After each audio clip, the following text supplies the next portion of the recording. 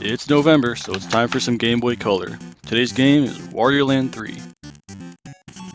This game's a 2D platformer, but not like anything you've ever played before. I don't even know where to begin with this one, honestly. So for starters, Wario is immortal in this game. You cannot die. Wario can get hurt, but he just gets right back up and keeps going. And there's no bottomless pits for you to fall into or anything either. So you might think this would make the game really easy, and in any other platformer it might, but this is Wario Land 3. You see, a lot of the enemies in this game do bad things to you, but these are just temporary setbacks. And at times, you'll have to use these to your advantage.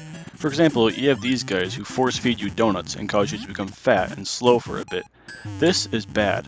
However, when you're fat, you can break some blocks that you normally couldn't. This is good.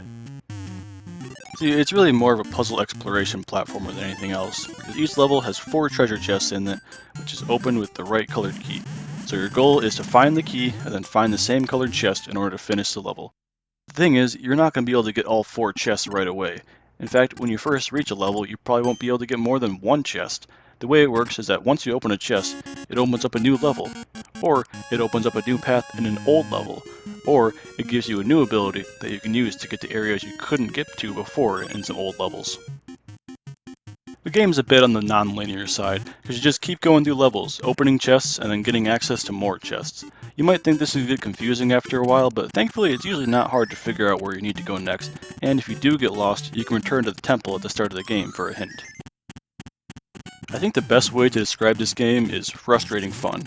It's a good game, but sometimes it pisses you off, sometimes seemingly on purpose, like they're kind of trying for that. See, while the main focus in this game is exploration and puzzle solving, there definitely still is platforming here. Now you might wonder how that would work in a game where you can't die, but they found a way. Take this level for example, where you have to jump across these platforms. And if you fall, or get grabbed by these hands, then you get dragged into the water below and sent back to the start of that area. You might find it annoying how they require you to backtrack if you fail, but I mean consider the alternative. You die and have to restart the level anyway. When you look at things that way, the game gets a lot less irritating. Wario Land 3 is fun. It can be annoying, especially early on before you adjust to how the game wants you to play it, but it's very rewarding. It's like putting together a puzzle kinda. Because when you find the treasure chests, you get the next piece of that puzzle that you need, and you don't want to stop until you've got all the pieces in and put them in their proper places. Of course, you don't need to open every chest to beat the game, but whatever. You want to know my biggest nitpick with this game? It's Wario. I mean, why is he wearing white clothes? Everyone knows he wears yellow. Even on the boxer, he's wearing yellow clothes. It just makes no sense to me.